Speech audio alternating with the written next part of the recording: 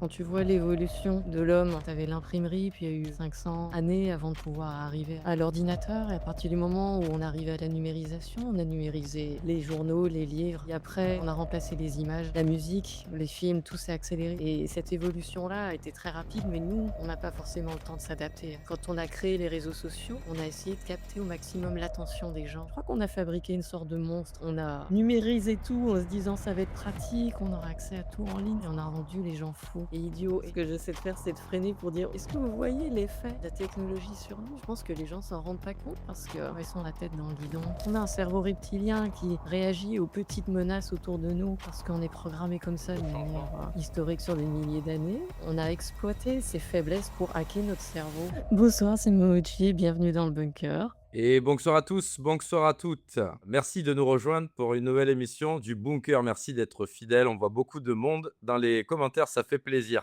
Alors, se dirige-t-on vers la fin des libertés? Vérification d'âge, identité numérique, monnaie numérique de banque centrale, condamnation pour des propos en ligne. Si oui, comment faire pour réduire sa surface d'attaque et se battre pour la liberté au sens large ensuite? Pour y répondre, ce soir nous recevons Momochi. Bonsoir Momochi. Bonsoir, bonsoir, bunker, merci de m'avoir invité. Alors Momochi, pour ceux qui ne la connaissent pas, c'est une ingénieure en électronique, qui s'est exilée en Suède pendant la période du Covid-19 par rapport aux restrictions de liberté et qui a été d'ailleurs bannie, d'innombrables fois, notamment de Twitter, par rapport à ses positions.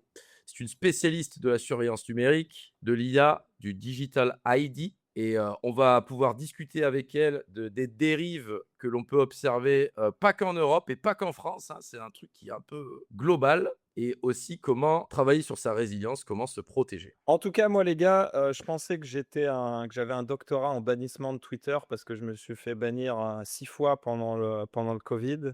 Momochi, elle est à 12, donc j'avoue que là, je m'incline, hein. Ça, c'est un record, hein. Merci, merci. Bah, 6 fois, c'est déjà pas mal, en fait, je crois qu'il y a un moment, j'ai peut-être arrêté de compter, mais je dois remercier la Suède qui avait encore des cartes SIM, à l'époque, qui étaient non nominatives. Du coup, c'était juste une question de: «Ah, vous m'avez banni, bon, je vais me chercher un autre numéro». Ça simplifiait un petit peu. Mais on se rend pas compte à quel point il y a que quelques années, il y a 3, 4 ans encore, sur Twitter, tu mettais certains mots-clés, tu te faisais bannir automatiquement. C'est-à-dire que tu disais le mot retarded ou, il y avait quelques mots où si tu les mettais une fois, c'était fini. Donc, on se rend pas compte, mais aujourd'hui quand même ça a un peu, évolué là-dessus, quoi. Ouais, c'est vrai, cela dit, tu vois quand même aussi sur YouTube, comme il y a toute une nouvelle langue qui s'est inventée, je vais pas dire novlangue, mais tous les comment dire? Pour ne pas dire mourir, on va dire non-vivants et ce genre de choses, pour pouvoir, éviter les strikes. C'est quand même intéressant aussi, tu dis le pire, c'est que les gens comprennent et ça passe dans le langage courant après. C'est assez effrayant, tu te dis. Ça, Le c'est, En train de contournement faire une devient le thèse langage de doctorat principal. sur l'évolution du, langage via les influenceurs pour, éviter le shadow ban. Parce que moi, je vois même nous, on le fait, hein, quand on parle de certains sujets touchy, tu vois? Genre, la Palestine, le racisme ou des choses comme ça. Bah, en fait, on utilise un langage qu'on n'utiliserait pas quand on parle à quelqu'un dans la rue, parce qu'on sait que si on dit de certains mots clés, bah, on va se faire shadow ban. Par exemple, on avait invité un libertarien sur X, je sais plus comment il s'appelait, l'année dernière, et on avait fait une vanne, on avait dit, «Le peintre autrichien est un libéral» parce que les gens disaient que les libertariens étaient des fascistes, et lui, il avait répondu «oui», et tout de suite la vidéo s'était fait démonétiser alors que c'était une vanne, quoi. une Leur, blague. leur algo n'avait pas détecté que c'était une blague, donc tu es obligé de parler en langage codé, quoi. Beh, Là, ça y tout est, ça, on est c'est déjà au très point Godwin dès le début de l'émission, c'est pas mal. tout ça, c'est très intéressant et on pourrait même se poser la question de qu'est-ce que ça parce que si tu te forces à utiliser d'autres mots pour exprimer des idées, ça active d'autres zones du cerveau, on va dire et qu'est-ce que ça va transformer chez l'humain, en termes de façon de réfléchir, hein, tout simplement? Ah ouais, c'est une vaste question. Demande peut-être aux journalistes, j'ai l'impression que eux sont passés experts dans l'art de pas dire, ce qu'on est censé dire ou relater une histoire de manière différente de ce qui s'est passé véritablement. Donc eux, ils doivent avoir une formation particulière pour changer ton cerveau et et faire de la reformulation. Je sais pas quel est le terme exact. C'est une sorte de novlangue aussi, hein, finalement. On l'a abordé dans l'introduction. Toi, tu es parti, tu t'es exilé en Suède. lors de l'épidémie, du rhume 19.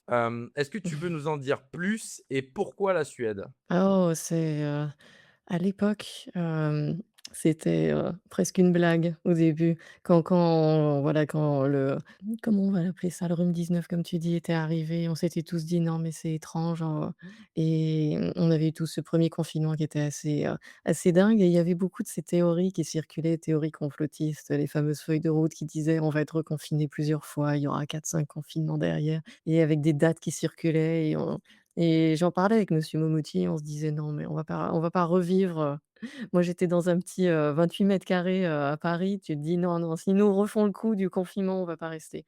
Et bah, écoute, la date d'octobre était pratiquement juste, et c'est à ce moment-là qu'on s'est dit: «OK, on va partir», et la Suède, c'était parce que c'était un des derniers pays en Europe, peut-être dans le monde encore, qui on croyait, qui avait pas des mesures, en fait, aussi strictes qu'on avait eues en France. Les, heu, Ce qui était intéressant, c'était cette expérience de voir comment chaque pays avait ses méthodes heu comment dire? D'obéissance, citoyenne différente. En France, on a eu la super attestation à signer par soi-même pour aller acheter des carottes. En parlant avec d'autres gens, j'avais vu quelqu'un qui était en Grèce qui me disait qu'il fallait envoyer un SMS à un numéro officiel de l'État pour pouvoir dire que tu sortais. Enfin, c'était intéressant, c'était technique de Eh, comment on dit en français compliance? Ça y est, je perds mon français maintenant, d'obéissance. je t'interromps rapidement. Est-ce que tu crois Mmh. pas, je mets mon petit chapeau d'aluminium sur ma tête. Est-ce que tu crois pas que ces différentes modalités et ces différents degrés, on va dire d'obéissance à l'agenda, rhume 19 global, étaient aussi une manière de vérifier les outcomes? Comment se comportent les gens en fonction de telle ou telle, contrainte? Oh, ce serait malin de faire ça. Ce serait très machiavélique, d'avoir fait ça exprès juste pour pouvoir faire de l'observation de comportement de population, mais j'ai une petite fibre complotiste, donc j'aime assez bien l'idée. C'est vrai que ça pourrait être intéressant de voir ça. On pourrait se dire aussi que c'est compliqué de faire une coordination telle, mondiale, où tout le monde, agit exactement de la même manière et utilise les mêmes outils, mais a posteriori, c'est toujours utile, ça fait des données intéressantes. Je me souviens de quelqu'un, un ami qui était Hem, c'était en Argentine, qui disait qu'eux étaient restés en confinement beaucoup plus longtemps qu'en France, mais qu'en fait, les gens, le suivaient plus. Les gens l'ignoraient complètement et revivaient un peu comme avant, en fait. C'est là que tu te dis: «Waouh, c'est vachement intéressant», et la Suède avait donc pas de masque. Pas de fermeture de commerce. C'est comme ça que je m'étais aussi un peu fait connaître, parce que je mettais des vidéos de: «Hey, regardez, on fait notre course de Noël», et tout le monde me disait: «C'est faux, c'est une vidéo de l'année passée, c'est pas vrai», et je refaisais la même vidéo avec un petit journal du jour, pour pouvoir montrer ça. Et en Scandinavie, les mesures de Covid étaient beaucoup beaucoup moins fortes, en fait, et on n'a pas fermé, d'école. On a fermé peut-être juste les lycées pendant quelques mois.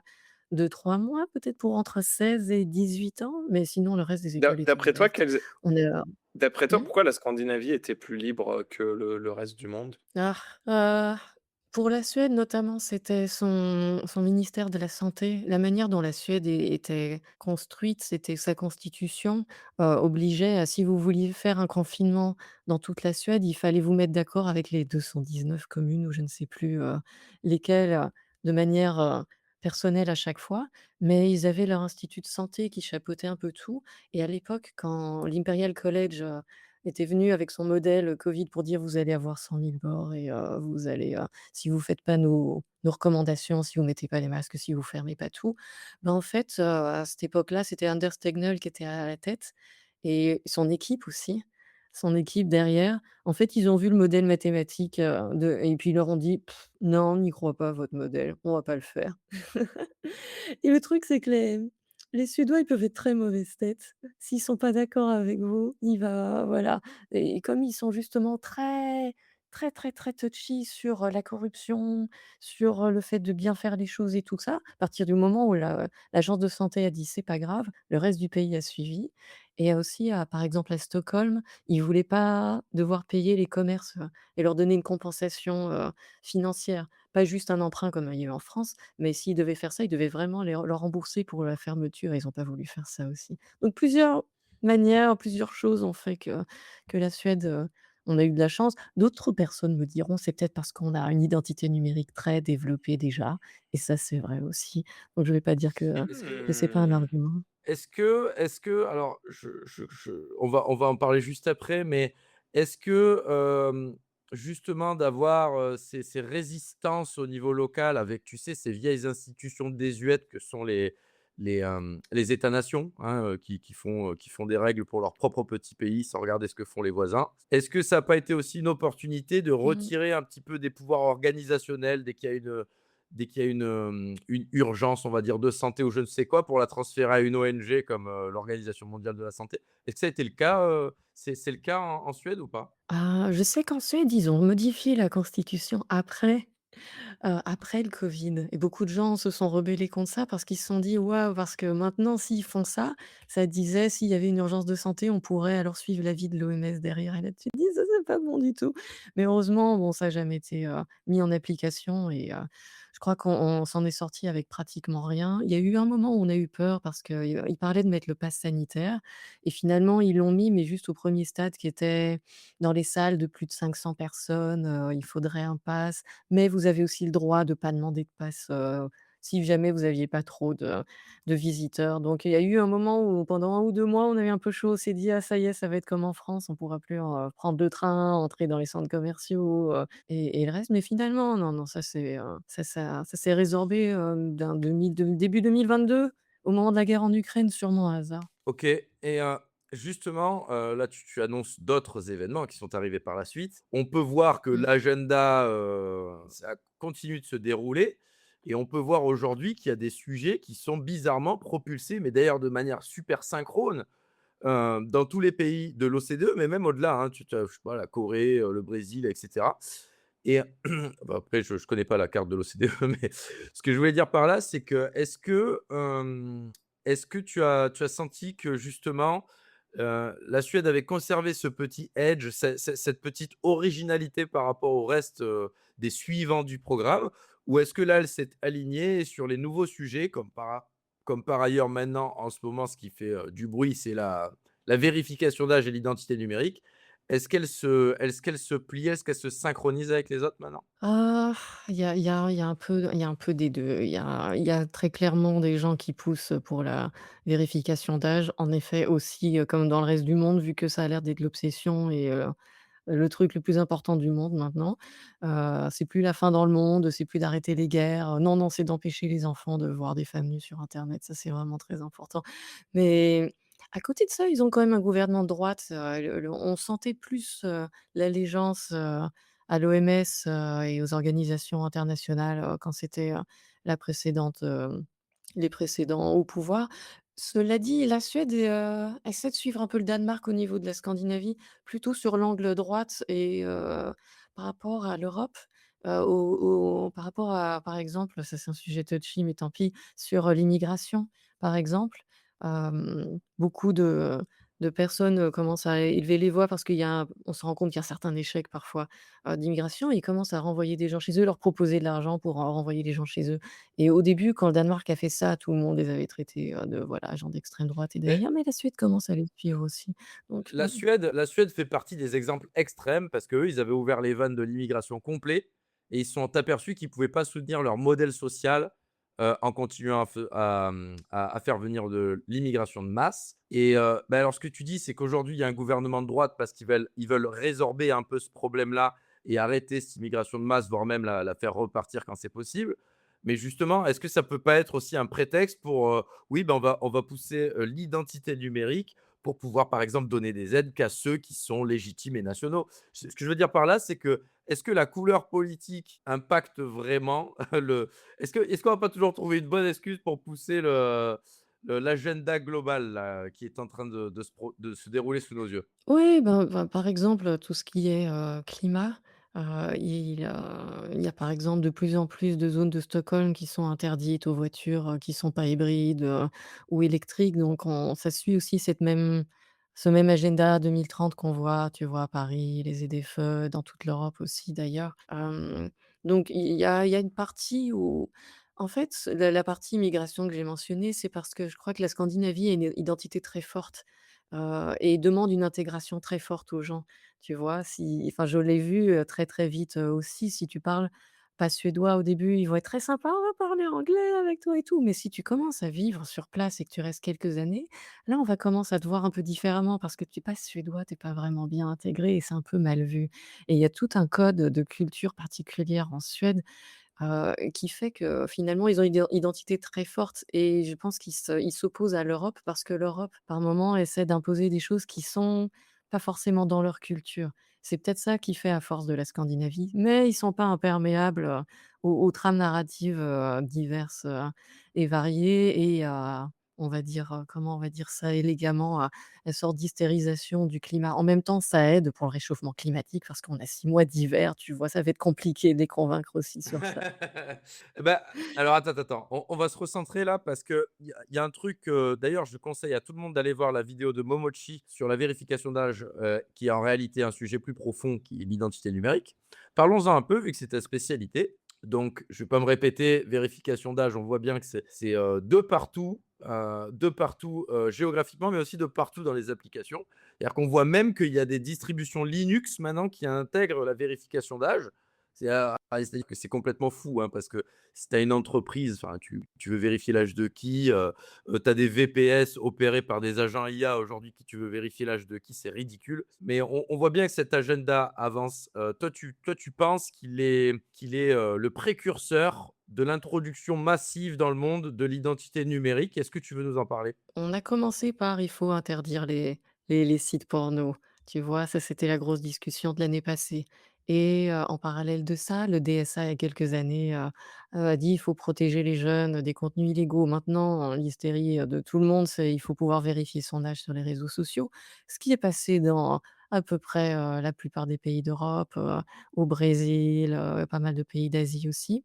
Ce qui est amusant quand même, c'est que là, la Chine récemment vient de faire une vérification d'âge. Tu sais comment ils l'ont faite? Ils ont mis une appli de contrôle parental. Ce qui veut dire que là, en France, on va avoir une vérification d'âge qui est plus contraignante, où tu vas devoir montrer ta carte d'identité ou faire des scans de reconnaissance faciale. On est plus contraignant que la Chine pour protéger les enfants. C'est quand même magnifique, je trouve. D'ailleurs, Mais bon, mais pour, ouais, alors je m'insère, je suis désolé, hein, je fais tout le temps ça, mais information incroyable, vas-y. un des cabinets, de conseil, je sais plus quoi, du parti communiste chinois, hein, sur tout ce qui est leur Skynet, leur vérification d'identité, leur contrôle social, est, conseiller du cabinet de Ursula von der Leyen. Donc, voilà, tu vois, ils ont passé, des mois, voire des années à critiquer le système chinois pour au final faire la même chose, mais avec des mots. Tu sais, on en revient aux mots, là, quand on change les mots pour faire passer les choses de manière plus soft. Mmh. Au final, on est en train de dérouler le même sort d'agenda, si ce n'est pire, hein, d'après ce que tu dis, par rapport en tout cas à cet élément-là de la vérification d'âge. Oui, c'est ça. C'est assez effrayant et de manière, concomitante et totalement par hasard, maintenant, l'Europe est en train de pousser pour avoir son digital wallet et c'est quoi? C'est le portefeuille numérique, ça veut dire que ta carte d'identité va être dans ton iPhone. Ça veut dire quoi? Ça veut dire que tu vas avoir un beau QR code comme carte d'identité derrière et soi-disant, ce ne sera pas obligatoire et tu vas pouvoir l'utiliser pour voyager. Est-ce que ça ne te rappelle rien du tout je sais pas. C'est assez magnifique et donc c'est en train de tomber en même temps avec la vérification d'âge. Le système de vérification d'âge va utiliser un système semblable après pour pouvoir, être lié avec ton passeport européen. Donc la dernière fois que j'ai entendu des choses pour faciliter les déplacements, ça s'appelait le pass sanitaire covid et on n'avait plus le droit de prendre le train ou prendre l'avion, donc ça ne permettait pas du tout de faciliter les déplacements. Donc dès que j'entends un nouvel outil qui arrive pour faciliter quelque chose, je me hérisse un petit peu, Ouais, c'est tu l'inverse. C'est comprends? l'inverse qu'il faut comprendre souvent, ouais. Mais de toute façon, tu prêches un convaincu. Moi, ça fait 2 ans dans l'émission que je dis que tôt ou tard, là, les Européens vont être interdits de voyager en dehors de l'Union européenne ou alors contraints, sous telle ou telle condition. Là, on parle d'un vrai problème, hein, qu'on voit se profiler. Essayons d'envisager des solutions, essayons d'envisager des choses, pour pouvoir un peu se protéger de tout ça. On parle donc d'identité numérique. On sait qu'il y a plein de solutions qui pourraient exister, mais c'est pas celles que favorisent les gouvernements.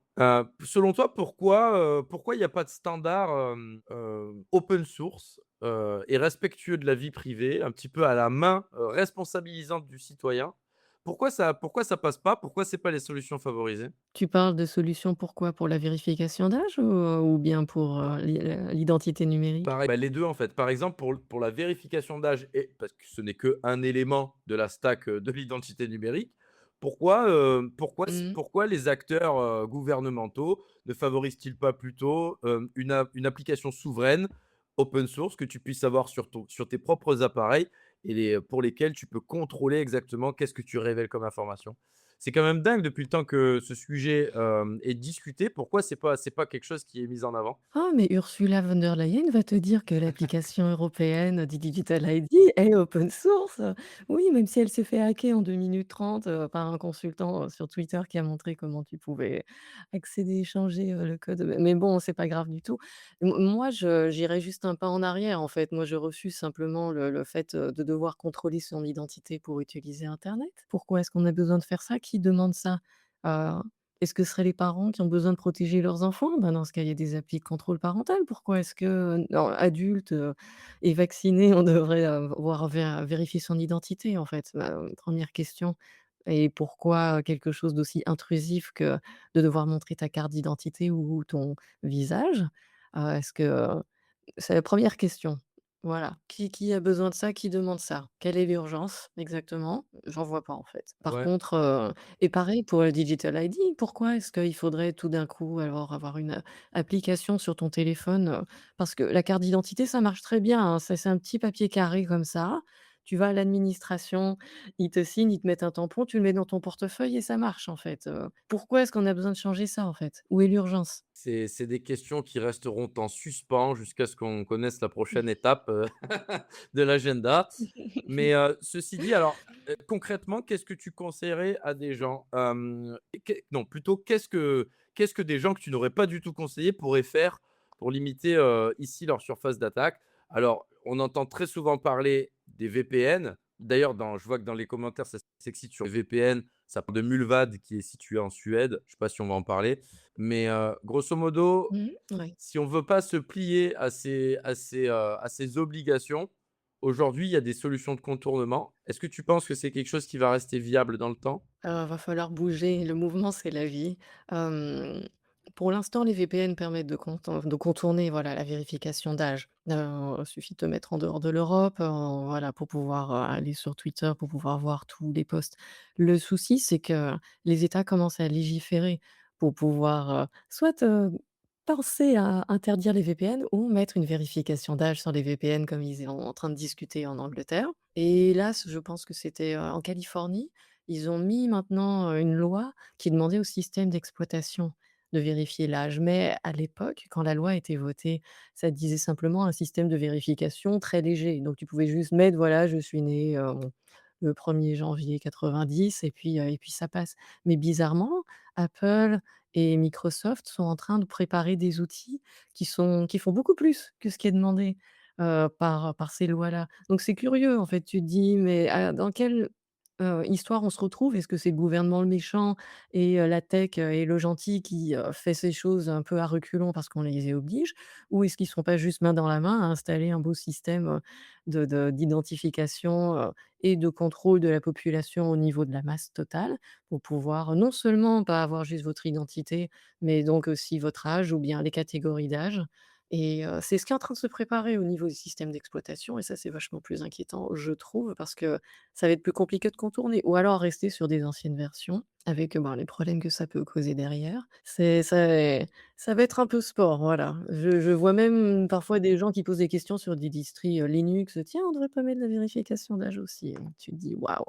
Alors, C'est si bravo pour, si tous ouais, ces vas-y. si si tous ces sujets-là, en tant que spectateur, vous intéressent, on a écrit un guide 100 gratuit qu'on va mettre dans la description.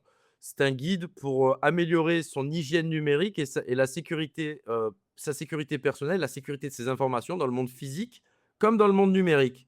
Donc on aborde toutes les solutions, que ce soit VPN, livraison de colis, j'ai parlé tout à l'heure de patronymes, d'emprunts, ce genre de choses. On parle de toutes les solutions qui existent. Je pense que c'est d'intérêt public aujourd'hui que les gens s'informent sur ces solutions. Est-ce que ça veut dire les utiliser? Non, pas forcément, mais c'est de comprendre où sont, vos leviers personnels pour pouvoir essayer de ralentir cette fuite en avant là sécuritaire qui en réalité nous met en danger ou d'avoir le choix tout simplement. Il y a On en parlera un petit peu. Moi, j'aimerais juste rebondir sur ce que tu disais là sur, l'open source parce qu'il y a quand même des gens qui avaient anticipé ce qui est en train de se passer aujourd'hui avec les sociétés de surveillance. On a parlé des cypherpunks notamment qui dès le début des années 90 avaient quasiment prophétisé ce qui est en train d'arriver aujourd'hui et est-ce que tu penses Mmh. pas que le généraliser et normaliser, l'utilisation de logiciels open source, ce serait pas non déjà une grosse évolution par rapport à ce qui se passe aujourd'hui? C'est généralisé, oui, mais populariser, c'est plus difficile, en fait. Mais beaucoup de gens vont vers l'open source, ou vers les téléphones dégooglisés, justement parce qu'ils sont plus inquiets, de l'utilisation de leurs données. L'open source a toujours été là, mais ça n'est pas forcément quelque chose qui était facile d'installation au début et quand les gens sont habitués à leur Windows, tu comprends, il faut rester là-dedans ou Apple, c'est cool, donc on aime bien. Et il faut une raison pour passer à l'open source, tu vois?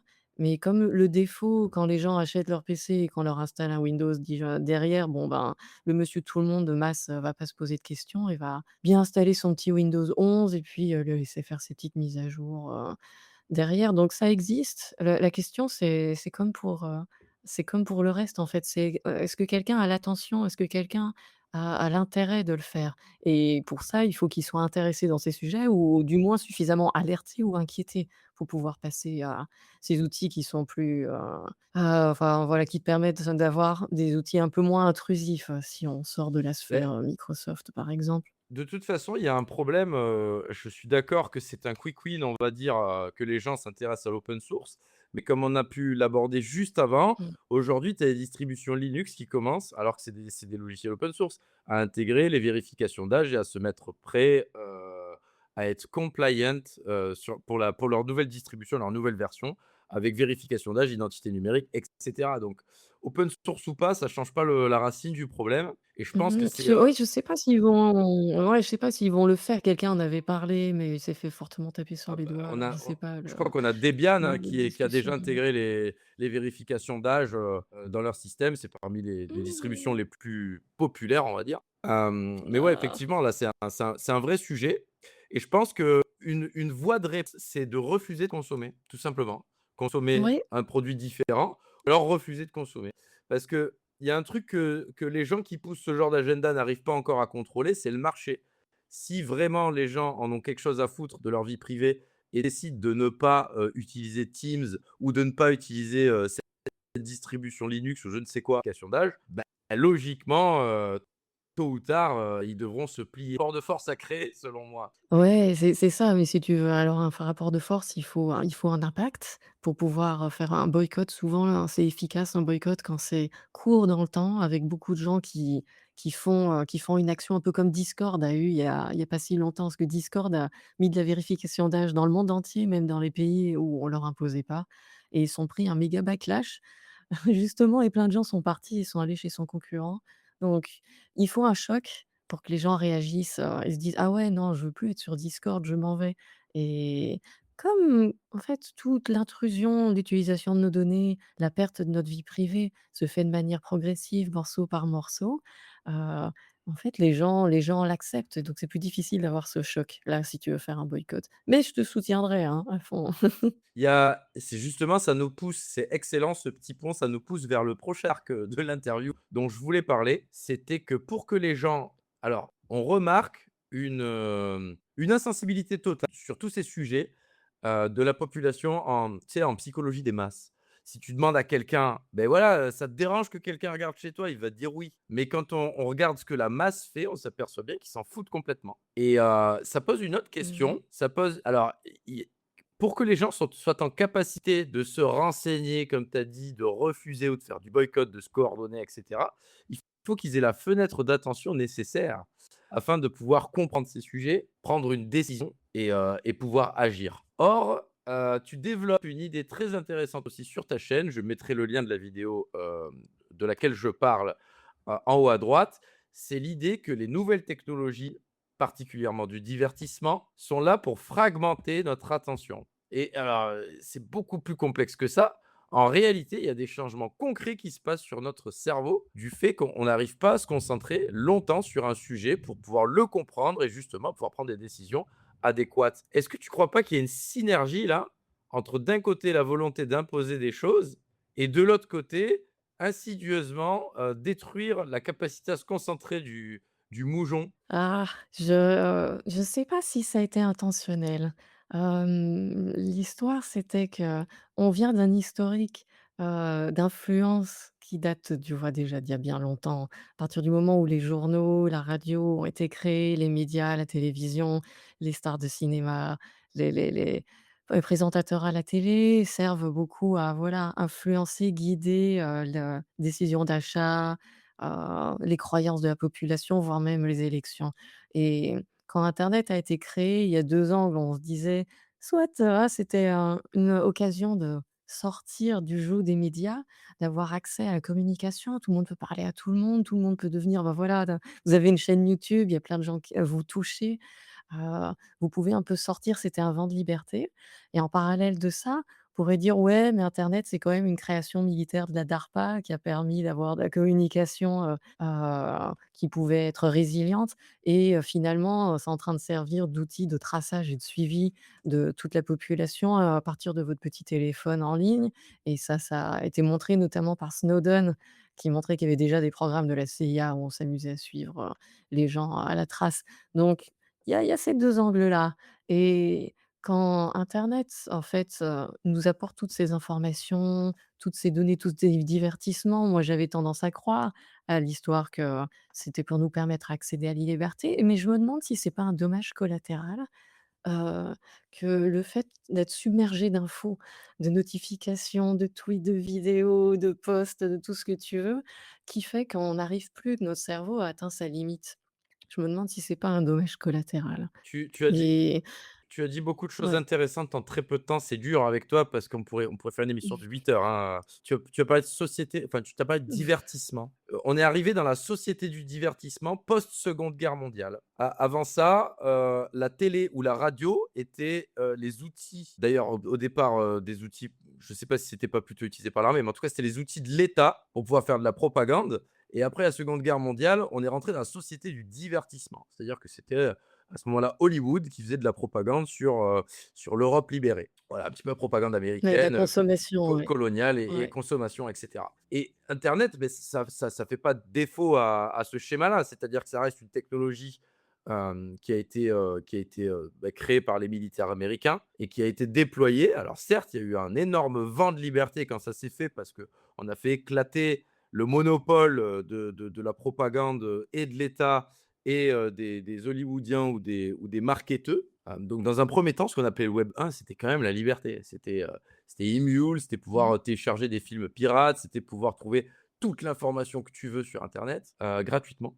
Et puis après, il y a eu le web 2 et puis jusque là où on en est maintenant. Je ne vais pas refaire tout le film, mais comment on en est passé de c'est un outil de liberté complète à maintenant, c'est devenu un outil qui a même un impact sur notre cerveau? Mmh.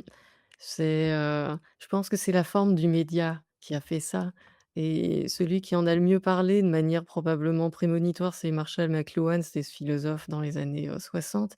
Quand la télé était arrivée, en fait, les gens se demandaient si tout le monde allait devenir idiot parce qu'on allait rester assis à fixer un petit écran et à écouter des messages, alors et on disait: «Non, non, mais ça vous apporter la culture, vous allez voir plein de nouvelles choses derrière» et ce qu'il essayait d'expliquer, c'est que parfois la forme du média, son format change en fait, ta manière de recevoir de l'information. L'information est pas neutre. Tu vas pas recevoir une information de la même manière si c'est un bout de papier que tu as reçu dans ta boîte aux lettres ou si c'est une vidéo, TikTok. La manière dont tu vas t'impliquer avec ça va être différente. Il parlait pas de TikTok, je précise, mais ce qu'il disait, c'est que le média et le message, la manière dont l'information t'arrive est plus importante que l'info derrière et si tu écoutes, une émission de radio, il faut que tu te poses, pour pouvoir, tu vois, entendre, correctement, mais ça te donne un peu d'espace pour réfléchir aussi. Souvent, tu regardes dans le vide. Si tu lis un livre, tu vas plutôt te poser de manière silencieuse pour pouvoir lire, les lignes, peut-être arrêter, peut-être relire à nouveau pour réfléchir sur ce que tu as vu. Mais par contre, quand tu regardes une vidéo, que ce soit sur, YouTube maintenant ou à la télévision, l'information va beaucoup plus vite et elle t'est imposée et tu as pas forcément moyen de faire pause, quoique maintenant sur pas mal d'émissions, tu peux faire ça. Mais, ce que je veux dire derrière, c'est comme l'information arrive de manière beaucoup plus vite, tu as pas forcément le même temps de réflexion et tu as tendance à consommer l'information comme un bonbon. Tu vois ce que je veux dire? Juste sur la dose de dopamine que ça te fournit. Sur l'aspect pur du divertissement, je veux des voitures qui explosent, je veux, voilà, des, scènes d'amour, je veux des enfin, tu vois? Les gens regardent, Mais en fait, les films et consomment ça de manière, purement dans d'une option divertissante, là où peut-être qu'avant on consommait l'information ou même la fiction de manière différente. Ouais. Mais ça a un impact fondamental aussi sur la création culturelle. J'écoutais, une interview de Ben Affleck, le réalisateur américain, qui disait que justement maintenant les studios de cinéma, genre Netflix et tout, ils demandaient explicitement aux Mmh. gens, de mettre, comme sur un reel, Instagram, de mettre l'action du début, de ne pas avoir trop de moments, calmes parce que sinon, bah, la génération des zoomers qui sont grandis avec Instagram, bah, ils changent de contenu. Sur Mmh. Netflix, ils ont ralenti le temps, je crois que c'est 5 secondes quand tu finis une série pour passer à celle d'après, et donc du coup, la société est en train de se réorganiser, sur, des standards qui font que, les gens n'ont aucune attention, les gens ne peuvent pas se concentrer, plus de 10 secondes, et tu vois l'émergence de, gens, là, je regardais sur les réseaux sociaux, il y a des mecs qui font des retraites où ils te mettent dans le noir pendant 3 jours, tu as pas de réseaux sociaux. Je pense qu'on va aller de plus en plus dans un monde où, par exemple, quand tu seras père de famille, tu instaureras le dimanche où il y aura pas de smartphone, et il va falloir, essayer d'organiser sa vie pour essayer de quand même, contourner un peu tout ça, tu vois ce que je veux dire? Mais il y avait un mec dans les commentaires qui disait, C'est «Quelle époque de merde!» Je pense qu'il faut pas non plus, prendre la pilule noire et se dire, «Tout est foutu, c'était beaucoup mieux avant». Il y a des choses quand même que cette société de l'internet, amène, qui, peuvent être bénéfiques, et en fait, si tu te concentres que sur le négatif, bah, quoi qu'il arrive, le négatif, il va t'impacter. Nos cerveaux vont être de plus en plus rapides, on a moins d'attention, machin. Il y a quand même des avantages qui font que tu peux avoir une vie que tu n'avais pas à l'époque. C'est-à-dire que, tu peux, par exemple, faire de l'argent en ligne, mettre les États en concurrence, pouvoir habiter au Paraguay, avoir des clients en France, voyager plus, avoir des clients à l'international. Donc en fait, il ne faut pas non plus se dire, «Le monde est pourri, c'est de la merde», et se renfermer sur soi. Il faut que, au contraire, va falloir que tu te concentres sur le positif et que tu le tires à ton avantage. Parce que sinon tu vas devenir déprimé sous Prozac, et tu vas te mettre une balle dans le cornet, tu vois? il y a un point, très, très C'est intéressant. vrai, c'est vrai. Il y a un point très, très intéressant, ce que tu as dit là sur la rapidité de l'information, comment le message est délivré. Avant, il y avait une Mmh. technologie qui s'appelait l'image subliminale. C'est-à-dire qu'on pouvait faire rentrer, des informations dans le cerveau des gens, de force et sans qu'ils sachent, sans qu'ils aient le potentiel d'analyser, en mettant des images subliminales sur quelques frames, en fait, dans une vidéo. Et aujourd'hui, on a l'impression que l'information se doit d'être subliminale, sinon elle est plus consommée. C'est-à-dire qu'on a réussi à réduire tellement le temps d'attention des gens qui ne consomment plus que de l'image subliminale à laquelle ils vont pas réfléchir, qui va s'imprimer dans le cerveau reptilien pour donner un certain output de comportement. Ça, c'est assez dingue. Ça veut dire que on a une reprogrammation du cerveau pour régresser quelque part. Tu développes le fait que les animaux réagissent au changement et que ce qui faisait la différenciation de l'homme, sa pensée abstraite, très lente, qui peut lui permettre de résoudre des problèmes complexes venait de l'écriture et du livre. Le fait de devoir se poser sur de l'information pendant très longtemps. Et aujourd'hui, on entraîne les cerveaux à redevenir animaux, c'est-à-dire à, à réagir qu'à travers de l'information par éclat comme ça. Quel est le but selon toi? Quel est le but derrière tout ça selon toi? Je pense que c'est un dommage collatéral du fait qu'internet ait remplacé nos technologies intellectuelles. Quand tu vois l'évolution, de l'homme, tu vois, sur des siècles, heu, nos technologies, il y avait quoi? Tu avais l'imprimerie, puis il y a eu, quoi, 500 années avant de pouvoir arriver après à l'ordinateur et à partir du moment où on arrivait à la numérisation, on a numérisé, les journaux, les livres avec internet, d'abord avec les pages web Et puis après, ça on a remplacé les images, la musique, les films, tout s'est accéléré, tout s'est compressé et cette évolution-là a été très rapide, mais nous, on n'a pas forcément le temps de s'adapter à cette évolution-là et quand tu vois qu'avec internet, quand on a créé les réseaux sociaux, on a essayé de capter au maximum l'attention des gens pour, les faire rester. On a même engagé des ingénieurs d'attention qui travaillaient dans les casinos, sur les machines à sous pour que les gens restent. Je crois qu'on a fabriqué une sorte de monstre sans s'en rendre compte. On a numérisé tout en se disant: «Ça va être pratique, on aura accès à tout en ligne, c'est l'information» et on a rendu les gens fous d'une certaine manière et idiots et en fait, ce que j'essaie de faire, c'est de freiner pour dire: est-ce que vous voyez est-ce que vous voyez l'effet de la technologie sur nous? Est-ce qu'on s'en rend même compte?» Je pense que les gens s'en rendent pas compte parce qu'ils sont dedans, tu vois? Ils sont la tête dans le guidon et ce que tu parles de l'image subliminale, c'est assez affreux, et c'est assez flippant, mais je me dis: «C'est le résultat justement de l'attention». Tu veux capter l'attention des gens. On a un cerveau reptilien qui réagit aux petites menaces autour de nous parce qu'on est programmé comme ça Au de manière, changement. Mmh. historique sur des milliers d'années. Ouais Mais et on a exploité ces faiblesses pour hacker notre cerveau et aujourd'hui, à force à outrance, les on change les gens. À force d'utiliser ces méthodes-là, les gens changent. Quand tu mets des enfants sur des iPads, très, très jeunes, ils deviennent dingues et ils hurlent, dès que tu leur enlèves. Enfin, ça joue sur notre dopamine, ça joue sur plein de choses et c'est assez mais ça, effrayant, même que c'est nous, rien utilisé de qu'à manière relaxe comme ça partout. à notre échelle, on le voit. Mmh. Parfois, tu te balades dans la rue, tu regardes les zoomers, les mecs qui ont entre 15 et 25 ans là en ce moment, ils sont complètement Mmh. autistes et associables. C'est-à-dire que, Mmh. pour rencontrer une meuf, ils ont pas besoin d'aller se confronter au réel, ils vont sur Tinder. Pour faire des potes, ils envoient des DM sur Instagram et tu vois qu'ils ont ce côté où, ils maîtrisent parfaitement, le cyberespace et les codes pour se sociabiliser dans ce cyberespace.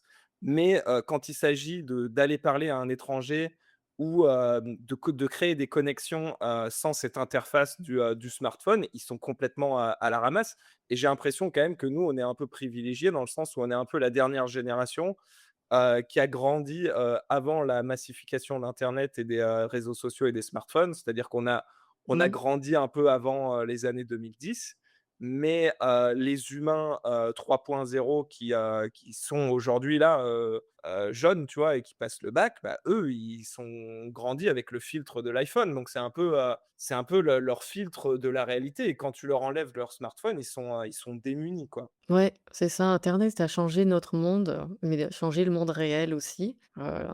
Pour moi, les médias ont vraiment formé, chaque génération et ce qu'on voit actuellement avec la génération Z et A, ils sont le résultat de ça. Mais je vois même quand même des adultes qui sont changés par la technologie, tu vois, enfin, maintenant dans le métro, c'est tout à fait normal d'avoir, 120 personnes les yeux collés sur leur téléphone, mais maintenant sur les routes, je sais pas si tu as déjà remarqué ça, quand quelqu'un roule n'importe comment ou dévie de sa bande, tu le dépasses et tu te rends compte qu'il est sur Insta ou TikTok. C'est les écrans ont capturé notre attention au point de rendre notre, vie dangereuse en étant c'est devenu indispensable parce que c'est l'extension de notre, esprit, tu vois? Les gens ne savent plus quoi faire si tu leur enlèves leur téléphone, que tu mets dans une pièce 5 minutes, et beaucoup de comme tu dis, des zoomers, il y en a qui ont encore un contact avec les parents, il y en a qui sont voilà, qui ont encore une véritable éducation et tant mieux, mais j'en vois vraiment certains où tu te dis: «Mais waouh, c'est vrai que ça touche, on dirait des autistes presque». C'est tu Est-ce que tu tu tu te est-ce que tu Il y a, il penses y a- que, il y a un, l'homme vas-y, Science. mmh, il y a un point très très important qu'on est en train d'aborder quand on parle des changements internes, hein, biologiques ou biologiques même. C'est pas anodin. Il faut savoir, depuis jour 1, la technologie permet d'externaliser des facultés et d'atrophier des facultés biologiques. Ou alors de télécharger et d'upgrader mmh, le logiciel humain. Par exemple, pour que tout le monde comprenne, quand l'homme a maîtrisé le feu, eh bien, tu manges plus de la viande et des plantes crues qui sont très difficiles à digérer. Tu vas déléguer une partie de la digestion à un outil qui est le feu. Mais je pourrais te dire pareil avec couper des arbres avec une tronçonneuse et tout. On fait toujours la même chose. On externalise une partie des capacités biologiques naturelles qu'on finit par perdre parce qu'on y gagne au change. Tu vois, il y a un trade qu'on évalue. Et alors, très intéressant, la lecture est quelque chose qui a beaucoup fait avancer le cerveau humain parce qu'il lui a permis de se développer d'une manière abstraites, réfléchir à des trucs complexes, se concentrer sur le long terme, ce qui si grandement des animaux. Et donc au final, voilà, les technologies qu'on invente, elles nous enlèvent des capacités, héritées biologiques naturelles et elles peuvent nous upgrader, c'est-à-dire comme Néo là quand il se branche et qu'il apprend le kung-fu. Et Mmh. ce que je veux dire par là, c'est qu'on pourrait se dire on arrive à un point là où la technologie avance tellement vite, il faut peut-être savoir faire des choix.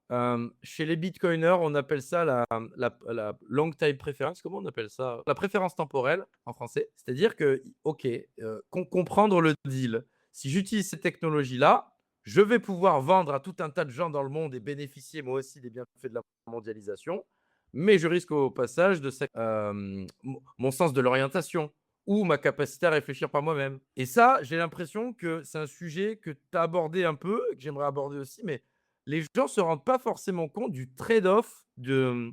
du sacrifice que tu dois faire pour utiliser certaines technologies parfois, notamment hyper addictives. Ouais. Absolument, Du c'est ton cerveau est flexible, ton cerveau change sur ce que tu fais tous les jours.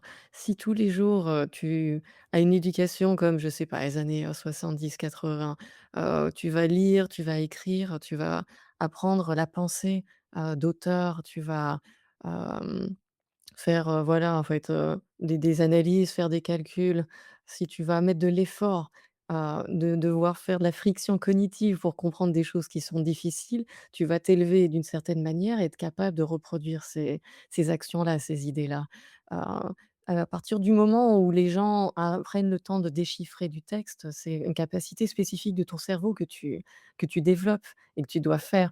Je me suis rendu compte et ce qui avait fait le début de cette émission de «Comment internet fracture votre attention», c'est que je me rendais compte que j'adorais lire avant, je lisais beaucoup et j'avais, en fait, arrêté pratiquement parce que j'étais sur internet tout le temps et j'étais tombée sur un livre justement qui parlait de ça, hem, de comment internet, en fait, pouvait changer ton intérêt, pas juste par habitude, mais simplement ce que tu fais tous les jours change ta manière de penser aussi et tu finis par vouloir faire tout le temps ça, et tu perds en fait très facilement ta concentration quand tu lis sur le net parce que souvent le contenu est plus léger, souvent on lit en diagonale aussi et de plus en plus les contenus ne sont plus en écrit mais sont en audio ou sont en vidéo. Ce qui fait que c'est plus facile de consommer du contenu comme ça. C'est clair que parfois tu peux voir beaucoup d'infos aussi en une fois, mais tu l'intériorises moins, tu as moins le temps pour le stocker dans ta mémoire, en faire une véritable synthèse. Là où quand tu le lisais avant, parfois tu pouvais surligner, peut-être noter des pages, y revenir et ce média, la manière dont tu consommes le média fonctionne, la manière dont tu consommes le média change ta manière de réfléchir aussi, la manière dont tu Ouais, 100. t'exprimes et si tu n'es, voilà et c'était là le message, c'est que notre culture est passée de cette culture de lire des livres en silence, de se concentrer, à maintenant regarder, des contenus en ligne ou des vidéos. Ce qui fait que beaucoup de professeurs alertent sur le fait qu'ils n'arrivent plus à avoir des élèves intéressés parce qu'ils leur donnent des livres à lire en classe, mais ils veulent pas voir des livres, ils veulent voir des films, ils veulent voir des vidéos.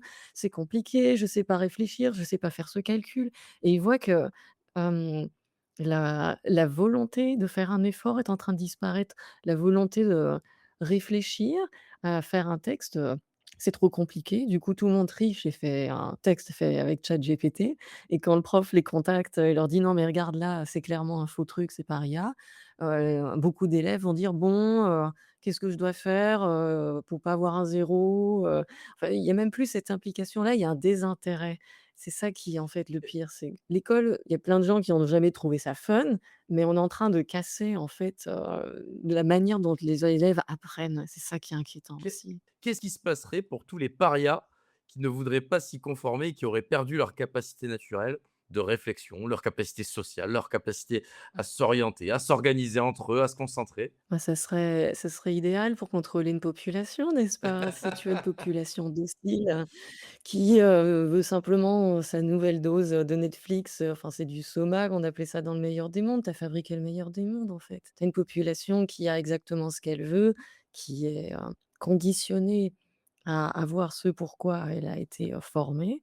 Parce que dans le meilleur des mondes, il y a des catégories de population, tu as les A, B, C jusqu'à les Z. Les Z font les basses tâches, ramasser les ordures, nettoyer les égouts et les A et les B sont formés à devenir intelligents, à devenir, tu vois, les futurs, je sais pas, médecins, avocats, ingénieurs chaque nuit, ils étaient conditionnés avec une petite voix pour dire: «Ah, je suis content d'être un Z, je suis pas assez intelligent pour faire ces choses compliquées» et chacun dans sa classe acceptait sa condition parce qu'il a été formé pour ça. C'est ce que je vois là actuellement, c'est que peut-être que ça n'a pas été fait exprès, qu'internet est en train de fracturer notre attention, mais le résultat est que tu es en train de fabriquer des générations de personnes malléables Dépendante et aussi. désintéressées qui s'intéressent juste Et dépendantes, ouais. C'est ça, dépendantes. D'ailleurs, les zoomers, on est en train de blaguer sur ça, deviennent les nouveaux boomers, parce qu'ils sont pas forcément intéressés dans comment fonctionne la technologie. Beaucoup sont plutôt dans l'utilisation. Tu vois des IA, ils peuvent être très forts sur ça, mais là où la génération X ou millénial était un petit peu: «On va développer des trucs nous-mêmes, on va fabriquer du code, on va fabriquer des infrastructures». Là, on est en train de perdre même cet intérêt-là de la fabrication, de savoir comment ça marche derrière et Parce qu'en je suis fait, c'est inquiétant. l'infrastructure, ils sont nés avec, donc il y a rien d'original pour eux. C'est juste le Mmh. monde dans lequel ils sont depuis qu'ils sont nés. Donc en fait, c'est ils sont tellement habitués à ce monde-là qu'ils ne les intéressent plus, en fait. beh, il y a Ouais. disons aussi que si on te retire toutes tes capacités cognitives pa pour les déléguer à des IA, parce que les gens réfléchissent plus, ils demandent à l'IA, les gens ne mémorisent plus, ils demandent à l'IA. L'information est trouvable où? Mmh. Sur internet ou dans des livres? Ben les gens vont chercher sur internet, donc ils n'auront que la version validée, voilà, et non censurée et cetera et si on la conditionne à l'identité numérique, voire même à la monnaie numérique pour pouvoir y accéder et ben tous ceux qui sont des parias ou qui pensent pas droit ou qui regardent les vidéos du bunker, ils n'auront pas leur crédit social délivré sur leur identité numérique et ils pourront plus utiliser leur capacité intellectuelle extériorisée dans les services autorisés. Et du coup, ils se retrouveront sous des ponts à pas pouvoir se reproduire. Et on arrive sur des réalités là, on est sur l'eugénisme, on est sur une caste qui décide ce que doivent penser les esclaves, quoi. Concrètement, c'est complètement dystopique. C'est ça a une direction où on peut très clairement aller, c'est vrai et ce qui est amusant aussi, c'est toutes ces sociétés-là qui te mettent l'IA gratuite pour pouvoir, voilà, t'aider, utiliser. Dis-toi qu'est-ce qui va se passer avec dans quelques années? Est-ce qu'il y a pas un moment où un gouvernement va décréter: «Vous savez quoi? En fait, on va annexer l'IA et l'IA va nous appartenir et vous allez vous loguer avec votre identité numérique si vous voulez avoir votre petit code, ou pouvoir faire votre travail derrière». Je pense que, tu vois, la boucle va être bouclée à ce moment-là. On nous rend addicts, à internet, puis enfin, on nous rend accros à internet comme on nous a rendus accros aux réseaux sociaux, puis après on va nous rendre accros à l'IA et pour après ça va devenir, ben, dans Et ce cas, pour ben rentrer dans le système, faut ton digital ID. complètement, hein. On a des intellectuels, pas qu'au niveau de la technologie, même au niveau de l'économie, qui critiquent la pensée collectiviste et qui disent que l'objectif absolu, il y a une convergence, hein, technologique, politique, tout ce que tu veux, c'est de nous voler nos droits naturels pour nous les revendre ensuite. Et si tu revends les droits naturels, tu choisis à qui tu les vends. Et donc tu peux savoir, tu peux faire de l'eugénisme, hein, concrètement. Ça fait peur, mais c'est un des risques et c'est pour ça que maintenant, on va attaquer ce chapitre-là, parce que là, on a dépeint le tableau qui est pas très beau. Maintenant, qu'est-ce qu'on peut faire, Momochi? Qu'est-ce qu'on peut faire pour essayer au maximum, déjà à titre individuel, de se protéger? De se protéger, de refuser aussi cette direction-là qui nous est imposée. Heu, pour se protéger, j'ai l'impression qu'il faut aller contre le progrès, tu vois? Le progrès nous emmène dans une direction qui a été décidée par, Big Tech, qui a été décidée par les gouvernements et j'ai l'impression que si tu veux sortir de ça, il faut être volontairement aller un peu en retrait, un peu peut-être comme, je sais pas, un ermite ou cette image dans la pop culture, quand tu sors de la technologie, tu es toujours vu comme un mec en haillons qui habite dans une caravane dans la forêt et qui est au courant de rien, mais probablement que c'est pour désexifier l'idée du fait que tu veux sortir du chemin d'influence algorithmique vers lequel on nous envoie. Heu, pour revenir, parler français, simplement je reviens en analogue, tu vois? Je repasse au livre Du papier, en fait. low-tech. Je repasse, low tech, Tu ouais, es dans la volontairement décroissance. low ouais, mais je garde mon chauffage, je vais pas baisser, le chauffage et l'airco, je suis pour, Tu technologie, manges pas dans des, certains usages. tu manges pas des graines germées comme les communistes français? Oh mon Dieu, non, pitié, Non, Tu es mais dans laissez-moi la non, non, mais manger, c'est encore de intéressant, la viande. il faut peut-être être, à certains égards dans la décroissance sélective. C'est-à-dire que, bah, par exemple, tu peux Oui. choisir de te dire: «Je vais écouter un vinyle ou je vais, lire un livre» et essayer de pas non plus, moi j'essaye personnellement parfois de me hacker moi-même. C'est-à-dire que je suis dans l'incapacité, tel un zoomer de me concentrer 10 minutes sur un livre. Donc si je veux lire un livre, la seule solution que j'ai, c'est de, sortir chez moi, sans téléphone pour pouvoir lire le livre. Mmh. Mais il faut se créer hacker. les conditions. Exactement. Ouais, ouais, ouais, c'est ça. Il y a la méthode Pomodoro, que j'avais lue, c'était, tu enfin tu te mets une 30 minutes, je veux lire 30 minutes et c'était tu mets ton téléphone dans la pièce d'à côté ou tu l'éteins ou tu le mets en mode avion. Il faut en fait se hacker, en fait, il faut se considérer comme un junkie et trouver des méthodes pour, en fait, se désintoxiquer. Heu j'étais clairement là-dedans aussi et même maintenant, je lis parfois et je reprends mon téléphone, je me dis: «Mais pourquoi je reprends mon téléphone?» Tu vois? Ah!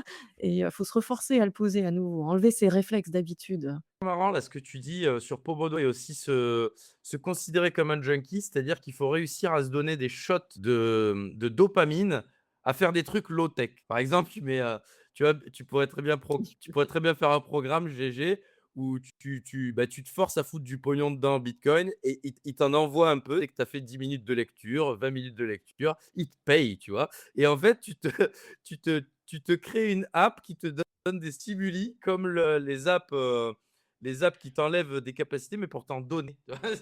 Heu, Blague à part, en tout cas, heu, il y a un truc qu'il faut retenir, c'est le low tech. Le low tech, j'ai l'impression qu'il y a eu un moment où il y a eu un sweet spot dans la technologie où elle nous apportait sans trop nous en enlever. Par exemple, ça s'appelait les iPods ou les clés MP3.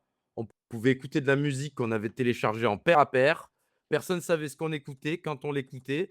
Et puis, on n'a pas des merdes de Bluetooth ou de Wi-Fi qui envoyaient des données à Big Tech pour leur dire nos réactions à chaque son, tu vois? Est-ce qu'on n'est pas allé trop loin, Ouais, c'est Ouais, c'est ça la question quelque part. c'est i la technologie ira toujours trop loin. La question c'est, est-ce que tu l'arrêtes à un moment ou pas? Ou est-ce que tu la régules à un moment ou pas? Tu vois? Quand tu as inventé la bombe nucléaire, peut-être qu'on allait un peu loin dans la technologie, mais on a mis une régulation là-dessus Il y a beaucoup de et complotistes qui disent évidemment que nous les bombes nucléaires n'ont jamais existé, hein. ah! Je Oh, connais pas le oh sujet, mais mon Dieu, ils en disent. J'ai j'ai bossé dans des, synchrotrons et d'autres, donc si ça existe, je suis désolée pour vous. Mais il y a cette théorie complotiste, dès que quelque chose est pas très, tangible, visible, que tu peux pas toucher, alors du coup, ça devient une théorie complotiste. Par exemple, ceux qui disent que les virus n'existent pas, j'ai fait des posts, où je me suis pris des trompes d'insultes, où j'ai expliqué: «Si, si, voilà, des images de virus, qui rentrent dans des cellules, les postulats de Koch, qui sont remplis, enfin toutes ces théories-là, je les ai démontées parce que enfin j'essaie de prendre mon bagage scientifique pour expliquer les choses simplement. Mais comme c'est très petit et que tu as pas de microscope électronique chez toi, du coup, tu vas croire la première vidéo qui dit que c'est pas vrai. C'est séduisant parce que c'est des trucs choquants, mais Jésus dit, les complotistes sont crédules, parfois. heureux celui qui croit sans avoir vu». C'est une citation de la Bible. Oui, bah, dans ce cas, qui ça contacte des, laboratoires, biologiques s'il veut, des laboratoires de recherche, peut dire: Et «Bonjour, est-ce que je peux venir voir à quoi ressemble un et virus chez vous?» et est-ce que tu penses parce qu'on avait eu, je crois que c'était un invité l'année dernière, je sais plus qui c'était, qui nous disait que lui, il pensait qu'il allait avoir un schisme dans l'humanité. C'est-à-dire qu'il y aurait les humains, qui sont, comment dire? Améliorés avec l'IA, que ce soit les puces Neuralink, tout C'était ça. Laurent Et il y a les Alexandre, c'était ton ami Laurent C'est Alexandre possible, Moutier. ouais, et qu'il va y avoir les gens qui refuseront ça et que tu auras un peu une société à 2 vitesses où tu auras un peu les hommes, primitifs et les humains augmentés. oui, c'est un peu le fantasme personnel de Laurent Alexandre qui essaie de faire un peu du Yuval Noah Harari, qui parlait de ça dans Homo Deus, en fait, que la technologie va créer des dieux, des semi-dieux et puis le reste sera la plèbe, des mangeurs inutiles ou autres. Enfin, je pense pas qu'il ait dit comme ça, mais de manière ironique. Hem, Ce que je vois clairement, si on veut faire un parallèle avec, ce qu'il y a dans le monde réel maintenant, il y a 2 types d'utilisation de l'IA. Il y a des gens qui ont un bagage, par exemple, qui savent coder ou qui sont intelligents, qui utilisent l'IA pour pouvoir, récupérer les informations dont ils ont besoin pour pouvoir s'améliorer et construire de nouvelles choses. Et tu as la catégorie de gens qui va utiliser l'IA par paresse pour pas devoir faire un travail eux-mêmes et eux, à force et à mesure d'utiliser ces outils-là, vont s'atrophier parce qu'ils utiliseront plus du tout de capacités cognitives. Donc il y a 2 manières où tu peux utiliser l'IA qui vont t'augmenter ou t'atrophier en même temps.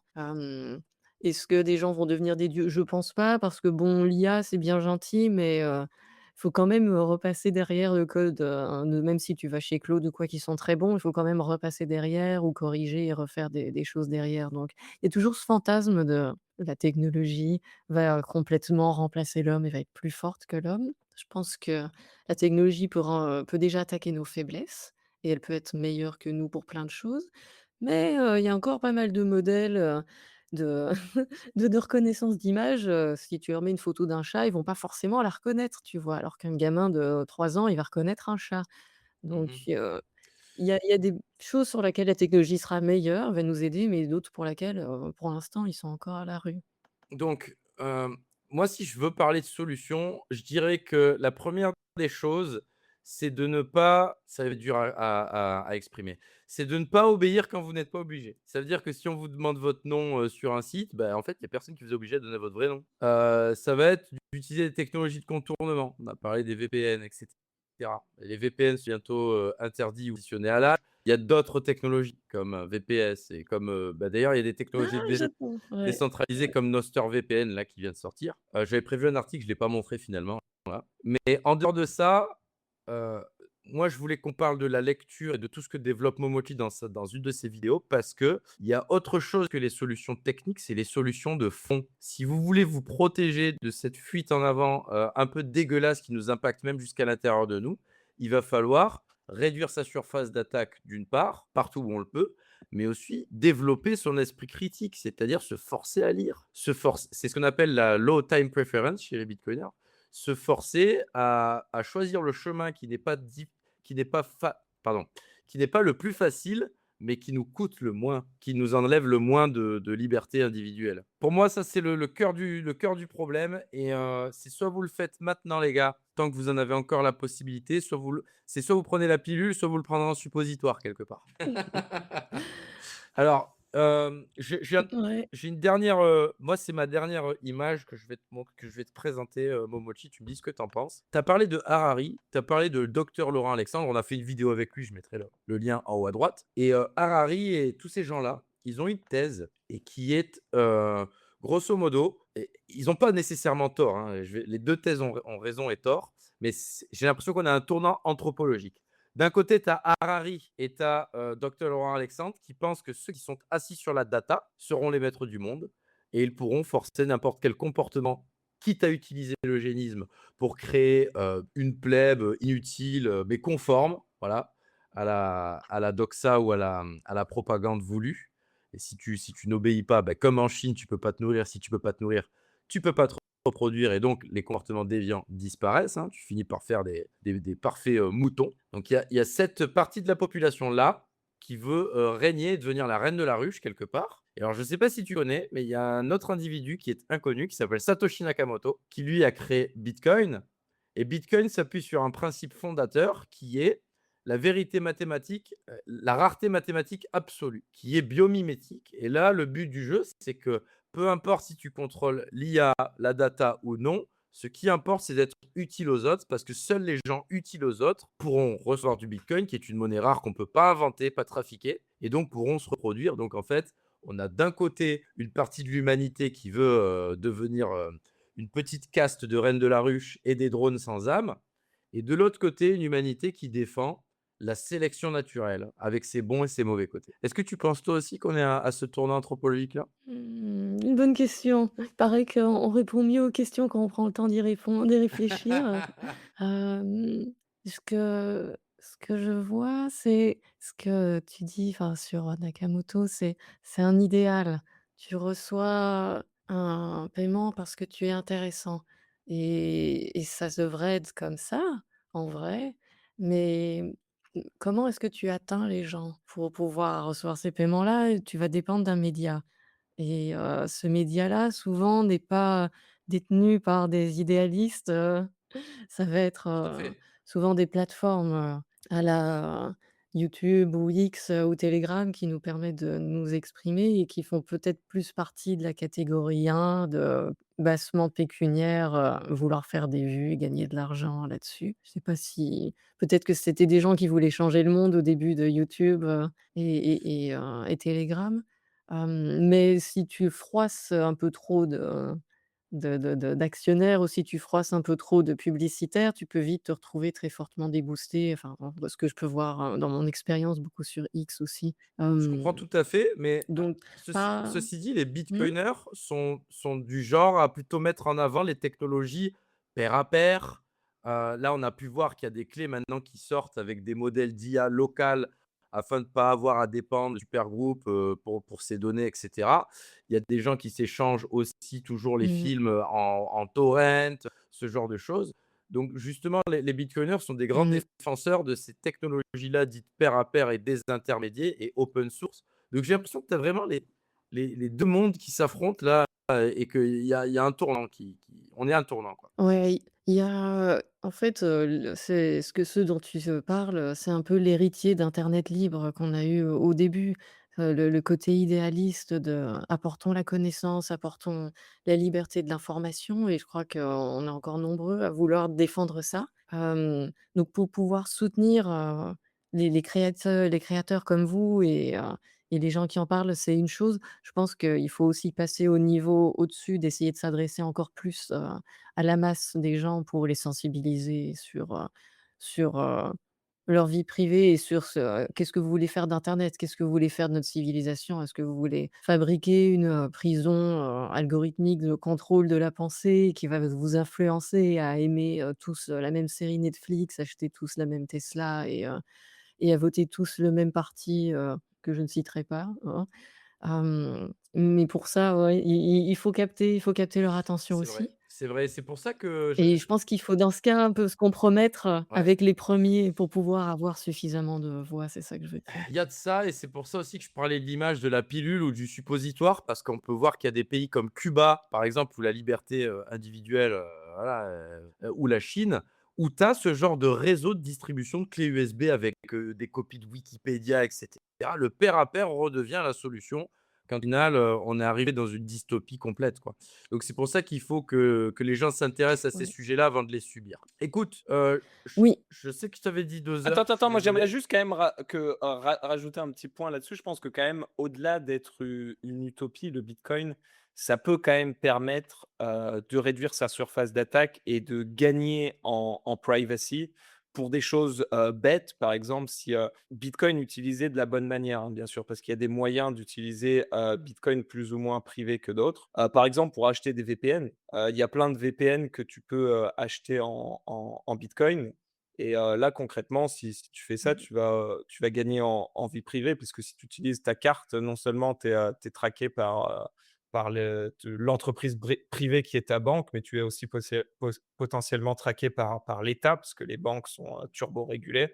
Donc, concrètement, oui, Bitcoin, c'est quand même un outil, concret qui, même si tu penses que, le prix ne va pas augmenter et que ça n'a pas de valeur, qui peut t'aider, toi, au quotidien pour, regagner un peu plus de vie privée dans un monde où c'est difficile d'en avoir. Bitcoin ou les technologies dépermissionnées en manière générale, le pair à pair en général, quoi. Je pense que c'est quelque chose qui va prendre de plus en plus d'importance à mesure que cet agenda avance. Ouais et ça va être, justement ces classes de société de comme tu disais, enfin, il y aura si jamais il y a des dieux ou des gens, supérieurs et la classe inférieure, je verrais plutôt comme une classe de gens qui sont intéressés par la tech et qui vont s'intéresser à trouver des nouveaux outils, des nouveaux moyens pour échapper justement au contrôle de ça et tu auras la masse des gens qui, s'en soucieront pas et qui vivront très heureux dans leur petit, silo. Donc je pense que Bitcoin pourrait aider pour ça. Ce qui m'inquiète, en fait, c'est toujours le lien des banques derrière. Comment est-ce que tu ressors après, l'argent dans le réel? Et faut probablement qu'il faudrait être un peu créatif pour ce genre de choses, Il y a aucun problème. Tu peux sortir l'argent dans le réel en cash avec, il y a des meet-up Bitcoin partout en France. Tu peux vendre des services, il y a plein de moyens. Il y a juste un mec, Steka, qui dit: «Tu ne vas rien gagner Mmh. j'imagine qu'il parle de privacy. Si tu as acheté ton bitcoin sur un échange KYC, il y a beaucoup, de gens qui ont des, a priori là-dessus qui sont complètement faux. Bien sûr que si. Si tu achètes tes bitcoins sur un échange KYC, que tu les passes sur un second layer et que tu les repasses sur, Bitcoin on-chain ou que tu les gardes sur un layer 2 et que tu achètes ton VPN avec, tu es intraçable ou, quasiment intraçable. Enfin, je vois pas comment on pourrait te tracer et tu pourras acheter ton VPN de manière, anonyme. Donc, moi, j'en ai un peu marre des gens qui disent, «Bitcoin est traçable», tu sais? Parce qu'à l'époque, je faisais des vidéos où j'allais acheter des canettes de coca à Rouen parce qu'il y a un Carrefour qui accepte le bitcoin et tous les mecs étaient là: «Ouais, mais c'est un bitcoin KYC». Non, si tu achètes, une canette de coca avec un bitcoin sur Lightning, tu ne seras pas tracé par Mais Bercy et tu ne seras pas tracé par le gouvernement français. je Arrêtez je mettez les pieds dans le réel, les gars. bon, je rajoute juste une parenthèse, sur Bitcoin et traçable. C'est justement la bonne chose que Bitcoin soit traçable. Le problème avec, la monnaie numérique de banque centrale et les banques et tout ça, c'est justement que c'est totalement opaque pour tout le monde, à part pour ceux qui l'émettent. Voilà. Le Bitcoin règle ce Mmh. problème, ce qui fait qu'on peut être sûr et certain que c'est un outil, fiable, limité et qu'on ne peut pas tricher avec, c'est justement parce qu'il est, c'est un registre ouvert. Après voilà, il y a des techniques, diverses et variées et des layers qui permettent d'améliorer sa vie privée. Mais il faut arrêter de critiquer cette particularité de Bitcoin. C'est justement ça la caractéristique qui fait qu'on peut avoir confiance à la technologie. Anyways, Ce on que je t'avait veux dit dire, c'est 2 qu'il y heures. a il y a un prérequis. Les gens pensent que, Bitcoin est 100 traçable et que les gens le tracent. Il y a des moyens pour utiliser Bitcoin de manière, plus ou moins privée, où tu as un gain significatif, par rapport à ta vie privée. Alors, il y a toujours des gens qui vont te dire: «Mais alors, ouais, si tu as utilisé un swap pour swiper sur Monero ou que tu as utilisé, Liquid pour swapper en layer 2, si jamais ils font une enquête, qu'ils font tomber ce mec-là, oui, peut-être que si tu es recherché par la CIA parce que tu finances du terrorisme et que, tu es l'homme le plus recherché, du monde, ils vont pouvoir te tracer. Mais si tu fais ça et que tu t'anonymises, tu seras pas, suivi par l'État français et tu seras pas, suivi par, Meta, Google ou je ne sais quelle banque. C'est toujours un degré. Bien sûr que oui, que la privacy, 100, elle n'existe jamais, même quand tu es Bah, en cash. de toute façon, l'anonymat n'existe pas, ça existe pas en termes techniques. C'est toujours, de la confidentialité par rapport à qui? Par rapport à un observateur. L'anonymat n'existe pas. Ça existe pas en technologie. C'est ouais, j'aime bien défendre l'anonymat de manière, générale Ouais, parce que quand philosophique. tu dis pseudonymat, parfois tu perds, voilà, tu perds, beaucoup de gens. Ils disent: «Ah, c'est quoi le pseudonymat derrière?» Mais je défends aussi ça parce que sur, Twitter, sur X, et sur beaucoup de réseaux, beaucoup de gens osaient parler parce qu'ils Mmh. étaient enfin, ils se sentaient anonymes justement, parce qu'ils se sentaient libérés de ce carcan-là et avant sur internet, on était tous anonymes en fait. Tout à fait. Enfin, C'est vraiment via Facebook, que les gens commençaient à mettre leur vrai nom? c'est d'ailleurs, paradoxalement, sur internet, tout a commencé en pair à pair et anonyme et je pense que l'avenir d'internet, c'est le pair à pair et l'anonyme. Ouais, On va avoir une c'est phase une belle On conclusion. va avoir une phase sombre, mais probablement que ça va se terminer comme ça. Écoute, je te propose de faire la dernière phase, c'est très court. GG va t'expliquer tout de suite, je mets le jingle. Le questionnaire PLS. Alors Momochi, le questionnaire PLS, je vais te poser des questions, tu peux y répondre par oui, par non. Tu peux passer si c'est des questions qui te dérangent ou tu peux élaborer si c'est des questions qui t'inspirent un petit peu. 1 question, serais-tu choqué si un mec te demandait de payer 50-50 au premier date? Non, c'est normal, c'est normal, je vois pas le ouais, OK. normal, OK, OK. voilà. Hem, la prochaine PSYOP qui sera instrumentalisée pour imposer la société du contrôle sera l'antavirus, la guerre en Iran, les ovnis ou le réchauffement climatique? Je crois que c'est déjà fini l'antivirus, et le la guerre en Iran. Bon, du business as usual, ce que je vois, c'est plutôt l'ensemble des diversions, d'informations qui se fait chaque jour vous détourne, des sujets essentiels sur notre liberté. Oh, regardez, des ovnis. Maintenant, donnez-nous votre carte d'identité et une goutte de sang pour accéder à Internet. D'ailleurs, les complotistes disaient après le Covid, il y allait avoir, la guerre et puis après il y allait avoir les extraterrestres donc ça a juste pris un peu plus de temps pour arriver, c'est tout. C'est ça. On est passé de Epstein à la guerre en Iran, aux ovnis. Quelle va être la Ouais, prochaine c'est allé vite. psyop? On verra. Quel est le trait de pers Ouais, ils sont créatifs. Ouais, ils sont créatifs, ouais. Quel est le trait de personnalité qui t'irrite, le plus chez les Suédois? C'est ce trait culturel, où il ne faut pas dire ce qu'ils pensent, en fait. C'est ouais, c'est assez, les Français sont assez francs, j'aime bien ça. C'est difficile, après de parler avec un Suédois parce que tu sais jamais vraiment si tu as dit une connerie horrible, ou si tu as dit un truc avec lequel il est d'accord, tu sais pas. C'est difficile. Ouais, exactement, je partage le même point de vue que toi sur les Mmh. sociétés scandinaves. Quel VPN utilises-tu? Oh mon Dieu, on peut pas dire ce genre de choses, c'est secret. Il va encore se retrouver sur une liste de VPN, qui a été pris par tel, mais bon, il y a Mulvad VPN est très bien. C'est C'est très un bien, je VPN, conseille suédois Mulvad. pour OK. info que vous pouvez payer de manière différente. Mmh. Penses-tu que l'homme va fusionner avec la machine?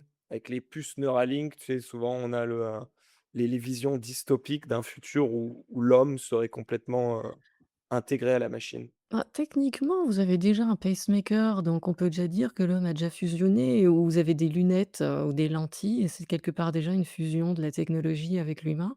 Quand les gens ont peur d'avoir une puce ou quelque chose, c'est juste que vous rajoutez des signaux électriques en plus, mais le pacemaker faisait déjà ça, donc C'est c'est déjà fait. c'est déjà le cas.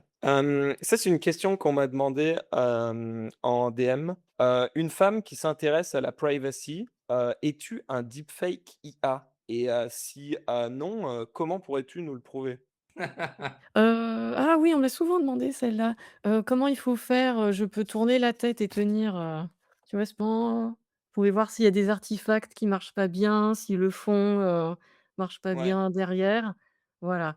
Mais les mais, doigts, ça a l'air de matcher, ouais. cela dit, j'avais vu un moment une IA qui traînait sur, sur YouTube, sur Twitter, un truc qui s'appelait l'IA et je me disais: «Ah ça» et les gens commençaient à me taguer en me disant: «Ouais, moi aussi, elle te ressemble et tout». Je me suis toujours dit: «Est-ce que les salauds, vous avez piqué ma tête et vous l'avez mis des yeux bleus, c'est dégueulasse de faire ça».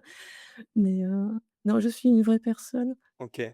Qu'est-ce qui te rend optimiste pour l'avenir? Oh pardon, qu'est-ce qui me rend une Optimiste. petite coupure. Optimiste pour l'avenir, c'est, le fait qu'il y ait des gens encore comme vous et le fait qu'il y ait encore des gens intéressés par la technologie, qui sont prudents et par la liberté d'expression, par la liberté, tout court. OK. C'est ce qui et de les voir en vrai, en fait. Je crois que si je traîne trop, avec des normies, dans les supermarchés, je perds espoir en l'humanité. C'est le fait de parler avec des gens comme vous qui me redonne espoir et de lire, aussi. OK. Crois-tu en Dieu? Ah, j'ai été élevée comme une catholique, une bonne catholique, mais c'est je crois que c'est difficile à tenir, mais je vois beaucoup de youtubeurs, qui ont une foi assez forte et je me dis que c'est quelque chose qui donne une force, intérieure aux gens.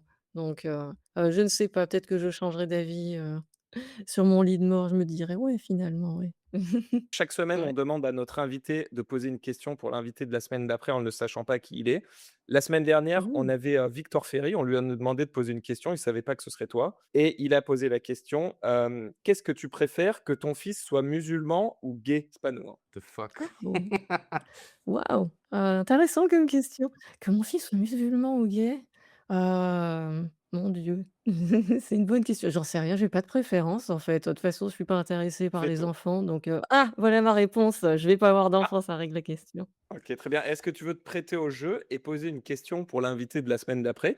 Tu as carte blanche, en sachant que Ouais, tu ne sais pas qui il est. ouais. Ah waouh! J'adore ce genre de truc. Mon Dieu, je suis pas préparée du tout.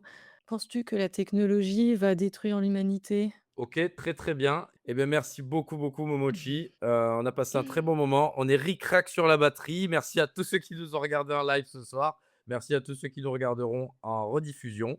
Tu veux un petit mot pour la fin, si tu as encore du jus? Ah, un petit mot pour la fin. Ouais, non, je vous remercie de m'avoir invité. Dans les commentaires que j'ai vu passer, quelqu'un qui me disait: «Pourquoi tu m'as enlevé de ton groupe Telegram?» Je n'ai pas de groupe Telegram, rassurez-vous et ce que je dirais C'est, faites attention aux gens à qui vous parlez, faites attention aux commentaires que vous voyez sur le net, plus de la moitié, du trafic sur le net sont des bots ou des trucs faux ou des fermes à trolls.